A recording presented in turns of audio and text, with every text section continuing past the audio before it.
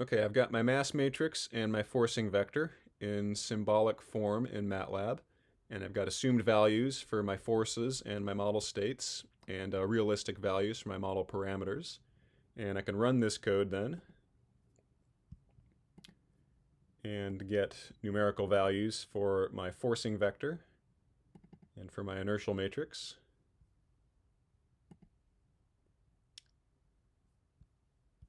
And what can I do with those? Well, I can take the ratio between them, since F equals ma. I can divide F by m to calculate my accelerations of my model.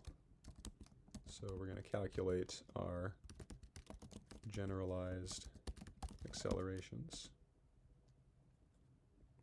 And I'm going to call those VP instead of A. VP for V prime, or dV over dt, the rate of change in velocity of these velocities up here. So from these accelerations, I could use them to update the velocities for the next time step. I could use those velocities to update the positions for the next time step. That gives me all my states for my equations of motion I need for the next time step, so that I can then recompute this mass matrix and this forcing vector, calculate these accelerations again, and update those states again, and keep doing that in an iterative fashion until I've calculated the model states for the equations of motion for all of my time steps of interest in my simulation, say over a 1 second simulation. Notice that process is similar to the muscle model that we coded up, where we started with initial values for the activation and the CC length. And at each time step in the model, while we were calculating the muscle force, we also calculated the rate of change in activation and the rate of change in CC length, or the CC velocity. From those values, I could then update the activation and the CC length to their new values at the next time step, and then iteratively repeat that process until I know my muscle model states and from them my muscle model force at all time steps. So notice that process is similar to this process here. Here I'm numerically solving differential equations of motion, and with the muscle model I'm numerically solving differential equations of muscle activation and contractile dynamics. And we'll take advantage of that the sort of mathematical sense and process for solving those equations is the same, to couple these equations of motion with those equations of muscle activation and contractile dynamics in the form here of what we enter into this joint moment, these joint moments that come from those muscle forces. So that's kind of where we're headed here on the horizon for expanding the complexity and the number of elements that we have in this model here. But first things first, we need to calculate these accelerations so that we can solve these differential equations of motion. So I can calculate my accelerations by taking my mass matrix and dividing it by my forcing vector. And MATLAB didn't like that. Why not? Not happy with the dimensions. I may need to transpose my forcing vector there for that matrix math to work out. That time it didn't beep. And looks good. Okay, so now I have actual numerical values for my accelerations, for my generalized accelerations of my model here. Now let's touch on 2 points here before moving on. The form of what I did here, which might look a little wonky to you if you know Newton's second law, and the value of these accelerations that it spit out. On the form here, remember, since F equals ma, F equals m times acceleration, it looks like if I'm solving for acceleration, that should be F divided by m, right? And it looks like I screwed that up. I did this backwards. I did m divided by F. What's going on there? This expression right here is actually doing F divided by m. That's why this is a backslash instead of a forward slash like you normally see in division there. The backslash there is a way of telling MATLAB that you're not just doing any division here, you're doing a division involving a matrix, and that calls up certain functions in MATLAB for efficiently numerically inverting this matrix. That's how you do division by matrices. You don't actually divide by a matrix, you invert the matrix and then multiply the rest of the expression by the matrix. And that's what this expression here is telling MATLAB to do. It's a faster and more efficient way of doing matrix division than writing something like this, which would in some cases produce the same result, but would be quite a bit slower and would maybe be a little bit less accurate. Accuracy here comes from the fact that to perform this division, we have to numerically invert this mass matrix. And when I say numerically there, I mean we can't derive a symbolic expression for the inverse of this matrix. That's difficult at best and impossible at worst to do for models with complicated mass matrices. And I suspect this one probably doesn't have an analytical solution to the inverse of that matrix. So we have to numerically estimate the inverse of that matrix. And that's what this command with the backslash down here is doing. Sort of a side consequence of this is that sometimes the inversion of that matrix, numerically estimating its inverse, can be very slow and very inaccurate from time to time, depending on what's actually in the mass matrix and the structure of the equations here. For better or worse, most equations of motion in most biomechanical models that we use in applications like this have a lot of numerical stiffness in them. And by numerical stiffness there, I'm not talking about like joint stiffness, like if you have an injury, or like the stiffness of a material. I'm talking about numerical stiffness, where sometimes you need really, really small time steps to accurately solve these equations numerically and integrate them forward in time. And this can be caused by the fact that this mass matrix is stiff. And the stiffness there arises from the fact that often in this mass matrix you will have models consisting of body segments that have a wide range of masses. In particular, you have this really heavy trunk segment and then these other really teeny tiny segments in the model with much smaller masses. Pardon me. For us, with this model where we have the 3 body segments, and in particular, since we're not modeling the foot here as a distinct rigid body, since we just kind of lumped the mass of the foot here in with the mass of the shank in mass C here, there's not a whole lot of issues with numerical stiffness with this model. But if I were to turn this into a 4-segment model where I then had a mass D here, then that would introduce probably quite a bit more numerical stiffness in this model, and this would be a much more complicated expressions, but also beyond the complexity of the expressions, much more difficult to perform numerical calculations with, and a much slower model to solve because of the stiffness of that matrix. So that's something to watch out for here as you expand the equations of motion here and the complexity of the model, and in particular as you add masses to the model that are varying over a wide range of mass, like a big heavy trunk segment that's like 50 kilograms, and then a little foot that's like well under 1 kilogram. You can introduce some numerical stiffness in the model.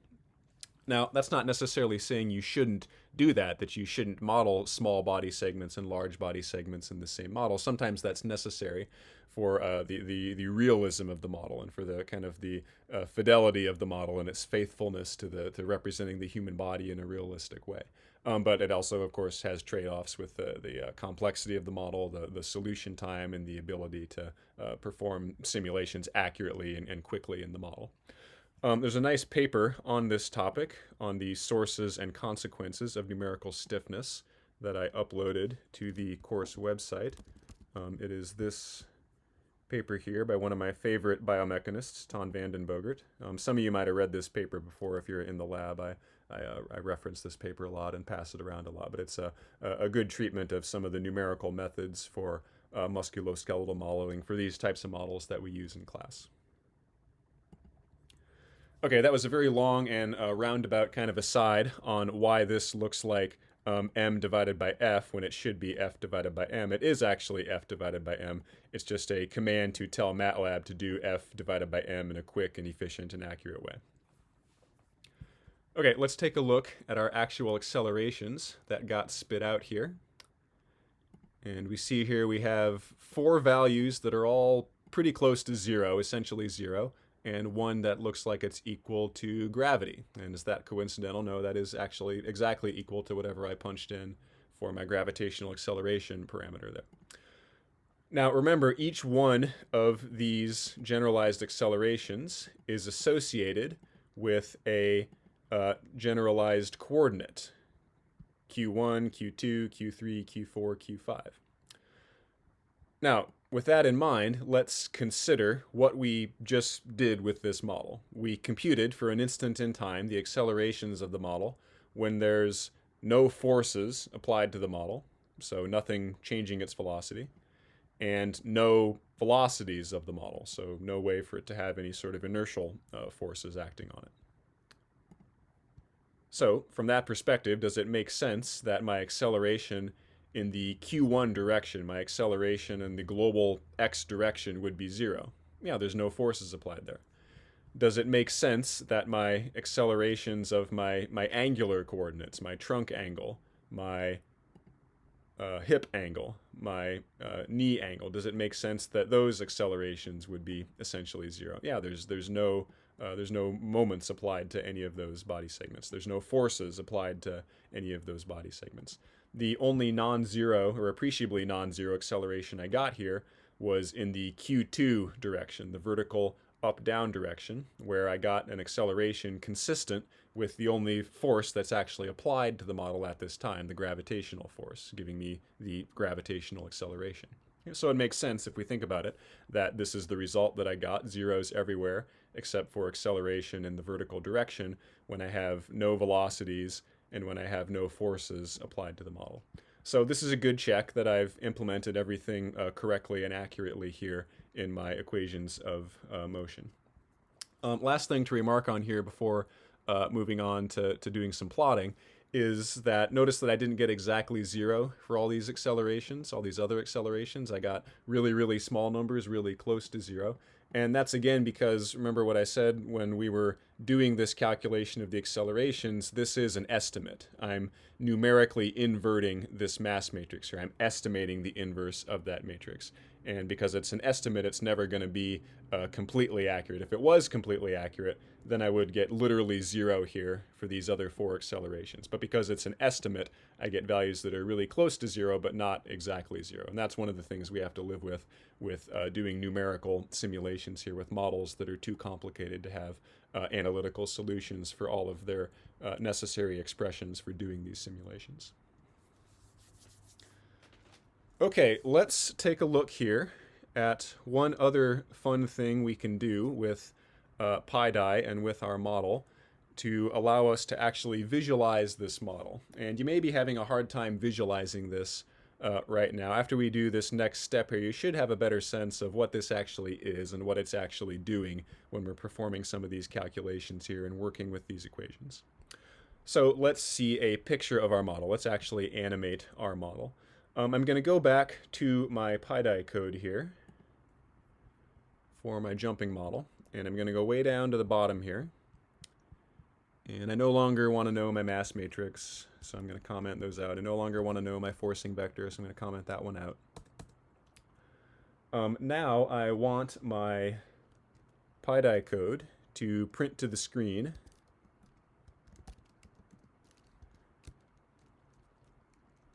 some points of interest. I want you to tell me some expressions for the positions and some velocities of some kinematics, of some points. So let's call that kinematics of points of interest. And if I want to plot this model, if I want to draw like a picture of it, like a stick figure of it, there I'm going to want to know the locations of the endpoints of the body segments. I'm going to want to know where the joints are, the knee and the ankle and the hip, and then I'm going to want to know where the top of the head is, the end of that trunk segment. Now up here in my PyDie code, I defined the positions of all those things, and I defined the velocities of all those things. So these expressions for the position and the velocity of these points of interest already exist in the model. I just need to get PyDie to tell me what they are and print them to the screen so that I can copy them into my text editor and revise them into a form that's friendly for MATLAB to use, just like I did with my equations of motion. So I can do this by saying I want to know the position of point 1 in the x direction. Okay? And the command to get it to tell me this is to say, give me point 1 and tell me its position from the global origin and express that position vector in the global frame. And if you can, also simplify it, do some trigonometric simplifications on it. Now, what this is going to do is tell me or print to the screen the entire position vector, both the vertical component and the horizontal component of it. For printing, for using plotting commands in MATLAB, I need the x part and the y part separate, the horizontal part and the vertical part separate. So rather than having the whole thing here as a vector, I want to get PyDie to tell me just the x component of that vector. And I can do that here with the dot product, or if I want to know just the x component of this position vector, I take that vector and I dot it with the global x direction. Okay. And then I want to print all of these things to the screen so that it's easy for me to work with them.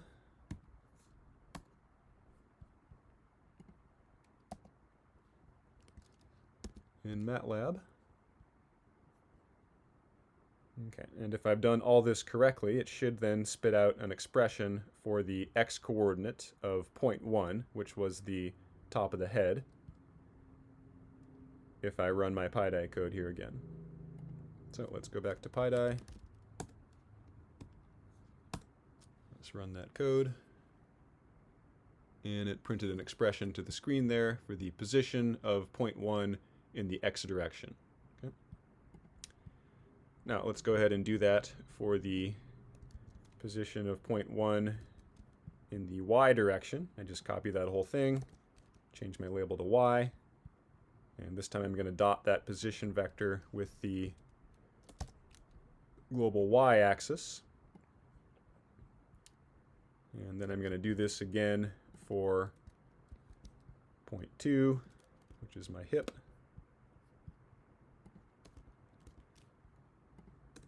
And again for 0.3, my knee.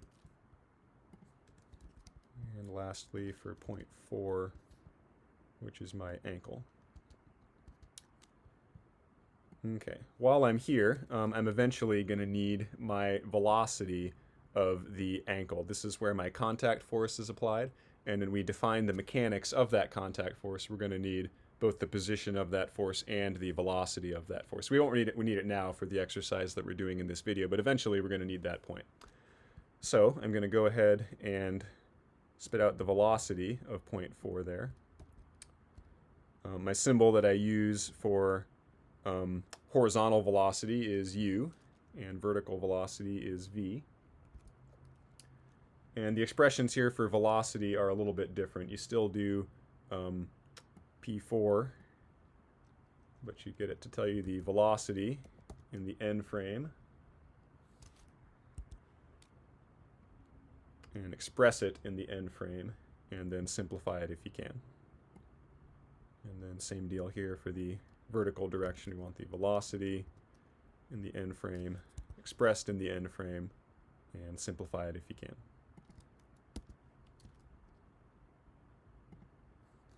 Okay, and if I did all that right, let's find out.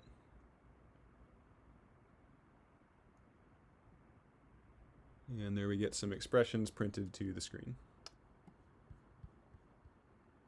So these are giving me my x and y coordinates of my 4 points of interest and my x and y velocity of my point where I eventually want to know the velocity of. A little bit of work still to do. Let's go back to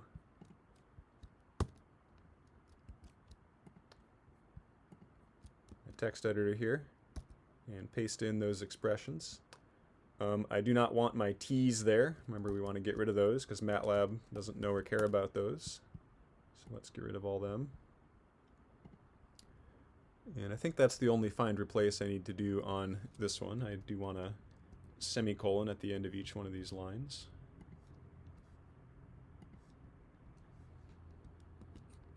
Okay. Now I'm ready to take these expressions and put them into MATLAB. And these are my positions of interest. And down here my velocities of interest. And we're not going to be using these velocities just yet. We won't need those until we start modeling the contact force between the feet and the ground. Okay, let's run this and make sure it runs without error, and it did indeed run just fine. And last but not least, let's generate a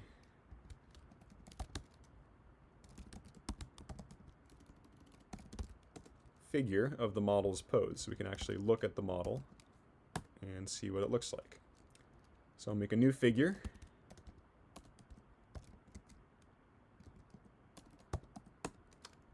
And I'm going to plot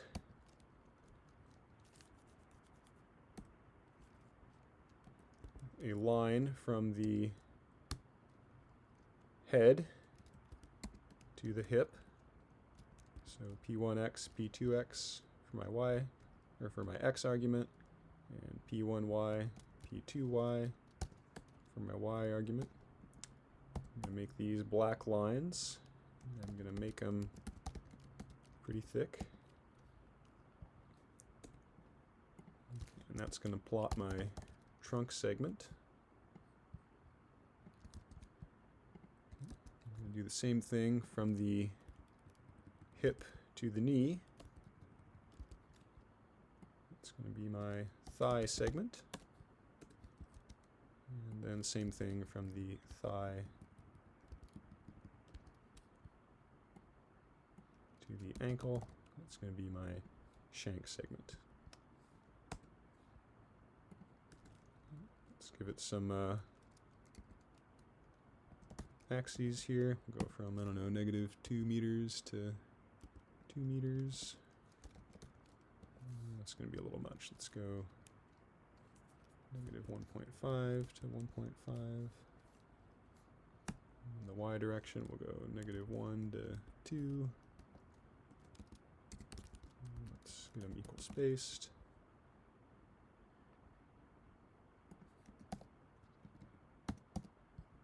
And if by some miracle I did this all correct with no errors, let's run that. Didn't like that. Invalid axes. I think that's axis.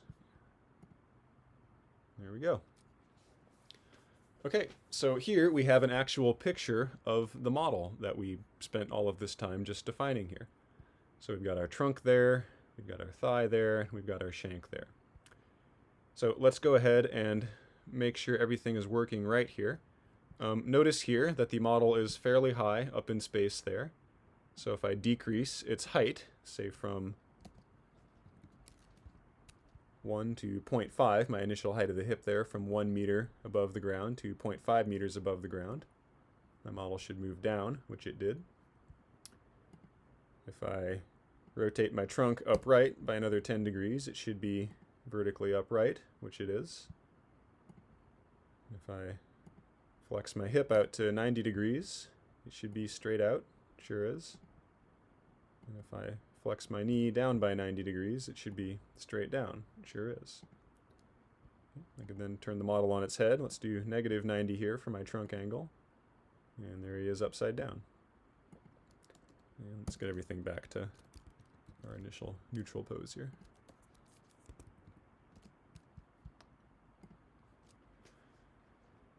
Okay, that was quite a bit for this lecture, so I think we will save actually integrating the model forward for next time. That'll take a little bit of time and some new code here and some functions. So to summarize, we've got our mass matrix, we've got our forcing vector, both in symbolic form, with assumed values for the forces and the states, and for the parameters. We can solve those equations for the accelerations.